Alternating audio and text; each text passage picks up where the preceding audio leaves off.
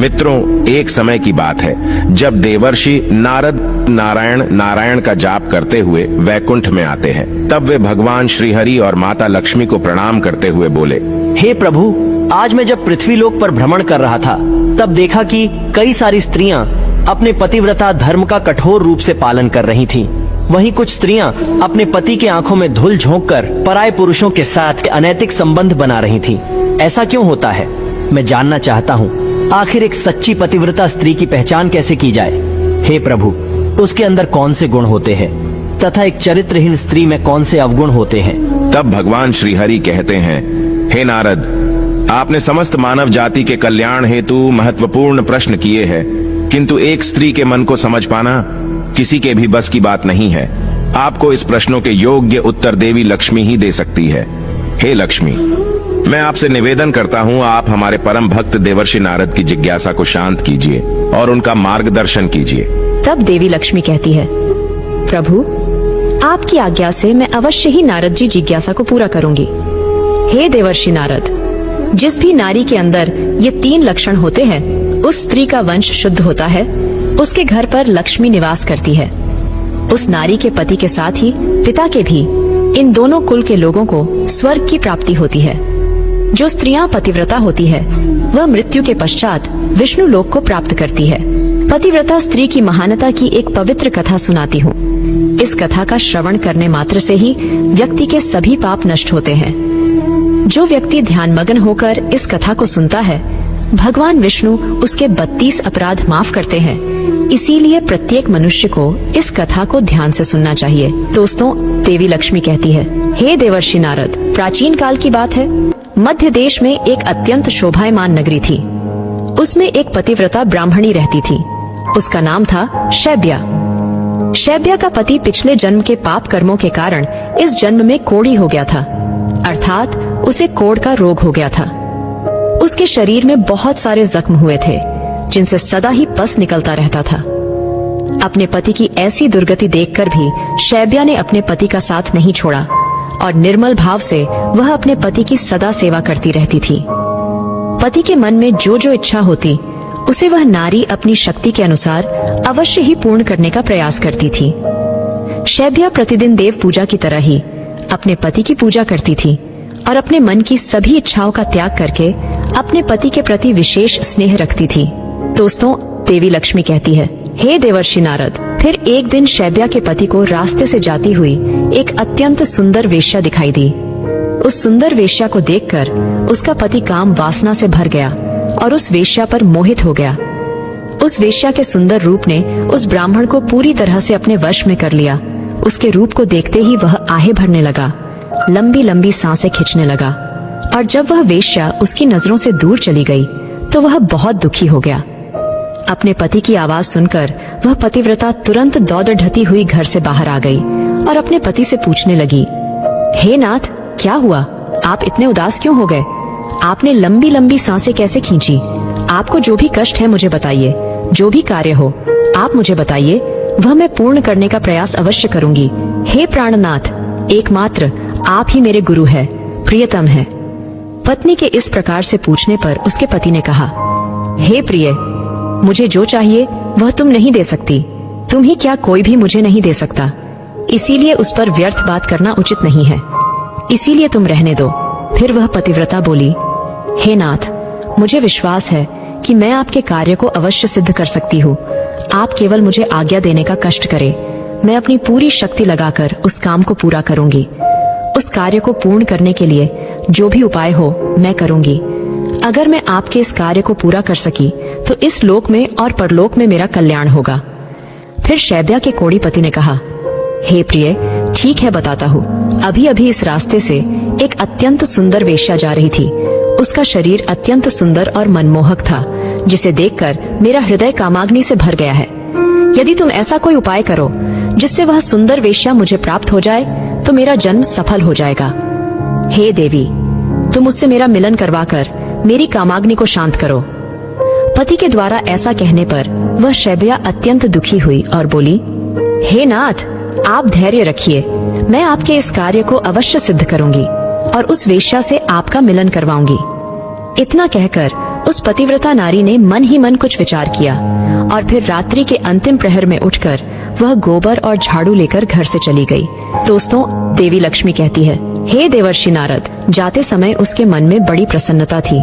फिर वह उस वेश्या के घर पर पहुंच गई और उसने उस वेश्या के घर के आंगन में झाड़ू लगाया और गोबर से लीपकर उसका आंगन अत्यंत सुंदर बना दिया और लोगों की नजर पड़ने से पहले ही शीघ्रता से अपने घर को लौटकर आ गई। इस प्रकार से उस पतिव्रता स्त्री ने 3 दिनों तक उस वेश्या के घर के आंगन में झाड़ू लगाया और गोबर से लीपकर उसका आंगन स्वच्छ किया। उधर वह वेश्या अपने आंगन को देखकर अपने सेवकों से पूछने लगी, अरे वाह, आज आंगन की इतनी बढ़िया सफाई किसने की है? जिसने भी मेरा आंगन स्वच्छ किया है, मैं उसकी इच्छा पूर्ण करूंगी। फिर वेश्या के सेवकों ने कहा, हे वेश्या, घर के आंगन की सफाई तो हमने नहीं की। हमारे जागने से पहले ही कोई इस आंगन की सफाई करके चला जाता है। सेवकों की बात सुनकर वेश्या को बड़ा आश्चर्य हुआ और वह सोचने लगी कि आखिर कौन आकर उसके घर के आंगन को साफ कर रहा है। फिर उसने जानने के लिए रात भर जागरण किया और छिपकर देखने लगी। तभी उसने देखा कि रात्रि के अंतिम प्रहर में ब्राह्मणी आकर उसके घर के आंगन को साफ कर रही है। दोस्तों, देवी लक्ष्मी कहती है, हे देवर्षि नारद। ब्राह्मणी को देखते ही वह वेश्या बोली, हाय हाय, हे देवी, आप ये क्या कर रही हो? क्यों मुझ पापी स्त्री के घर का आंगन साफ कर रही हो? मुझे क्षमा करो, आप यह काम मत करो। इतना कहकर उस वेश्या ने उस ब्राह्मणी के पैर पकड़े ढियाश लिए और कहा, हे पतिव्रते, आप क्यों मेरी आयु, यश, संपत्ति, कीर्ति का विनाश करने की चेष्टा कर रही हो? मैंने कौन सा अपराध किया है? हे साध्वी, आपको जो चाहिए वह मांगो, मैं बिना सोचे ही आपको दे दूंगी, किंतु आपको यह कार्य शोभा नहीं देता है। तब उस पतिव्रता ने उस वेश्या से कहा, हे सुंदरी, मुझे धन की लालसा नहीं है, किंतु तुम्ही से मुझे कुछ काम है। यदि तुम करोगी तो मैं बताती हूँ। यदि तुम उस कार्य को पूर्ण करोगी तो मेरे मन को शांति मिलेगी और तभी मैं समझूंगी कि तुमने मेरा सारा मनोरथ पूर्ण कर दिया। फिर वह वेश्या बोली, हे पतिव्रते, आप जल्दी बताइए, मैं वचन देती हूँ, आपका जो भी अभीष्ट कार्य है उसे मैं अवश्य पूर्ण करूंगी। माता जी, आप महान पतिव्रता है, आपका कार्य करूंगी तो मेरे सभी पाप नष्ट हो जाएंगे। आपके चरण छू लेने से ही मैं पाप से मुक्त हो चुकी हूँ। कृपया आप जल्दी बताइए, मैं आपकी किस प्रकार से मदद कर सकती हूँ? फिर उस पतिव्रता ने लजाते हुए कहा, हे सुंदरी, कुछ दिनों पहले मेरे पति की नजर तुम्हारे शरीर पर पड़ी थी, जिसे देखकर वे तुम्हारे शरीर के मोह में पड़ गए हैं और तुमसे से मिलन करने की इच्छा कर रहे हैं। इतना सुनकर वह वेश्या चौंक गई और कुछ क्षणों तक विचार करने लगी। उसे उस दुर्गंध युक्त कोढ़ी पुरुष के साथ संबंध बनाने की बात सोचकर बड़ा दुख होने लगा। वह वेश्या उस पतिव्रता से बोली, हे देवी, अगर तुम तुम्हारे पति को लेकर मेरे घर पर आ जाओ तो मैं एक दिन के लिए उनकी इच्छा अवश्य पूर्ण करूंगी। तब उस पतिव्रता ने कहा, हे सुंदरी, मैं आज रात को ही अपने पति को लेकर तुम्हारे घर पर आ जाऊंगी और जब वे तुमसे खुद की तृप्ति करके संतुष्ट हो जाएंगे तब मैं फिर से उनको अपने घर वापस ले जाऊंगी। तब वेश्या बोली, हे पतिव्रते, तुम शीघ्र ही अपने घर पर चली जाओ ताकि कोई तुम्हें यहाँ पर ना देखे और आधी रात को अपने पति को लेकर यहाँ पर चली आओ। मैं तुम्हारी इच्छा अवश्य पूर्ण करूंगी। दोस्तों, देवी लक्ष्मी कहती है, हे देवर्षि नारद। फिर वह पतिव्रता नारी अपने घर पर चली गई और उसने अपने पति को सारी बात बता दी कि वह आज रात को उसे उस वेश्या के घर पर ले जाएगी। फिर वह कोढ़ी अपनी पत्नी से बोला, हे प्रिय, मैं उसके घर पर कैसे जाऊंगा? मुझसे तो चला नहीं जाता, फिर किस प्रकार से ये कार्य पूरा हो पाएगा? तब पतिव्रता बोली, हे प्राणनाथ, आप चिंता ना करें, मैं आपको अपनी पीठ पर बिठाकर लेकर जाऊंगी और जब आपका कार्य पूर्ण हो जाएगा तब आपको वापस ले आऊंगी। इतना सुनकर वह ब्राह्मण बहुत खुश हुआ और अपनी पत्नी से बोला, हे कल्याणी, तुम एक महान नारी हो, तुमसे मैं अति प्रसन्न हूँ। तुम्हारे कारण मेरा कार्य पूर्ण हो जाएगा। तुमने आज जो काम अपने पति के लिए किया है, ऐसा काम संसार की कोई नारी नहीं कर पाएगी। हे देवी, तुम धन्य हो। फिर रात हो गई और वह पतिव्रता ब्राह्मणी अपने पति को पीठ पर बिठाकर लेकर जाने लगी। रास्ते में एक जगह पर परम तेजस्वी मांडव्य ऋषि को गलती से चोर समझकर राजा ने शूल पर चढ़ाया हुआ था। वह शूल मांडव्य ऋषि के आर पार गया था, किंतु फिर भी वे जीवित थे और अपनी तपस्या में लीन हो गए थे। जब रात के अंधकार में वह पतिव्रता ब्राह्मणी मांडव्य ऋषि के नजदीक से गुजर रही थी तो गलती से उसके कोढ़ी पति का पैर मांडव्य ऋषि के शरीर को लग गया और उनकी तपस्या भंग हो गई। मांडव्य ऋषि अत्यंत क्रोधित हो गए और श्राप देने लगे, जिस पापी ने भी मेरी तपस्या भंग की है और मुझे वेदनाएं दी है वह पापी सूर्योदय होते ही भस्म हो जाएगा। ऋषि मांडव्य ने श्राप देते ही वह कोढ़ी जमीन पर गिर पड़ा। ऋषि मांडव्य का श्राप सुनते ही उस पतिव्रता को बहुत दुख हुआ और वह कहने लगी, आज से 3 दिनों तक सूर्य का उदय ही ना हो। इतना कहकर वह पतिव्रता अपने पति को लेकर घर चली गई और अपने पति को शैया पर लिटाकर उसके पास बैठ गई।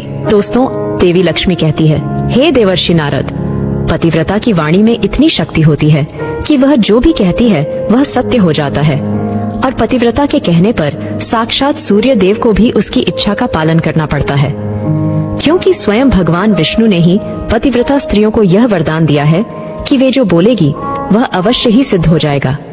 फिर 3 दिनों तक सूर्योदय नहीं हुआ। सारा संसार अंधकार में चला गया और तीनों लोकों में इसकी खबर फैल गई। यह दृश्य देखकर सभी देवता ब्रह्मा जी के पास गए और सूर्य के उदय न होने का कारण पूछने लगे। तब ब्रह्मा जी ने देवताओं को उस ब्राह्मणी और मांडवी ऋषि का सारा वृतांत सुना दिया।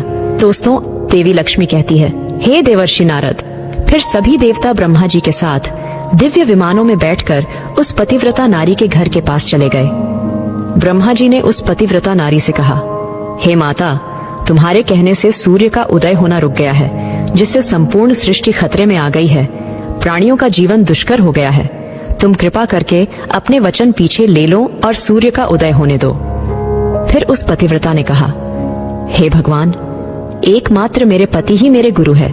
ये मेरे लिए संपूर्ण लोकों से बढ़कर है और सूर्योदय होते ही मेरे पति की मृत्यु हो जाएगी, क्योंकि मांडव्य मुनि ने ऐसा श्राप दिया है। मैंने किसी लोभ में, क्रोध में तथा मोह में आकर ऐसा नहीं किया है। मैं केवल अपने पति के प्राणों की रक्षा करना चाहती हूँ। फिर ब्रह्मा जी ने कहा, हे माता, तुम्हारे पति की आयु इतनी ही थी, उसकी मृत्यु से पृथ्वी का कल्याण होगा। तुम अपने पति के प्राण जाने दो, इससे तुम्हें बहुत पुण्य मिलेगा। फिर वह पतिव्रता बोली, हे देव, पति का त्याग करके मुझे किसी भी लोक में सुख की प्राप्ति नहीं होगी। मेरे पति मेरे लिए ईश्वर है, इसीलिए मैं उनका त्याग नहीं कर सकती। फिर ब्रह्मदेव ने कहा, हे कल्याणी, तुम्हारे इस पतिव्रता धर्म से मैं बहुत प्रसन्न हूँ। तुम अभी इस हट को छोड़ दो और सूर्य का उदय होने दो, जिससे सारा संसार स्वस्थ हो जाएगा और हमारे आशीर्वाद से तुम्हारा कोढ़ी पति भी कामदेव के समान सुंदर हो जाएगा। दोस्तों, देवी लक्ष्मी कहती है, हे देवर्षि नारद, ब्रह्मा जी द्वारा ऐसा कहने पर उस पतिव्रता ने थोड़ी देर विचार किया और उसके बाद हाँ कहकर स्वीकृति दे दी और फिर सूर्य का उदय हुआ। फिर मांडव्य मुनि के श्राप के कारण तुरंत ही उसका पति जलकर भस्म हो गया और फिर उसकी राख से अत्यंत सुंदर कामदेव का समान रूप वाला उसका पति बाहर आकर खड़ा हो गया। यह चमत्कार देखकर वह पतिव्रता अत्यंत प्रसन्न हुई और फिर स्वर्ग लोक से एक अत्यंत तेजस्वी विमान आया और वह पतिव्रता नारी अपने पति के साथ बैठकर स्वर्ग लोक को चली गई। दोस्तों, देवी लक्ष्मी कहती है, हे देवर्षि नारद, इस प्रकार से पतिव्रता नारी में संसार को भी नष्ट करने की शक्ति होती है। पतिव्रता नारी के सामने बड़े बड़े देवताओं को भी झुकना पड़ता है। तो दोस्तों, उम्मीद है आपको यह कथा पसंद आई होगी, तो कमेंट करके अवश्य बताएं। जानकारी अच्छी लगी तो वीडियो को लाइक जरूर करें और कमेंट में जय श्री हरि विष्णु अवश्य लिखें। साथ ही चैनल को सब्सक्राइब करें। आप सभी का धन्यवाद।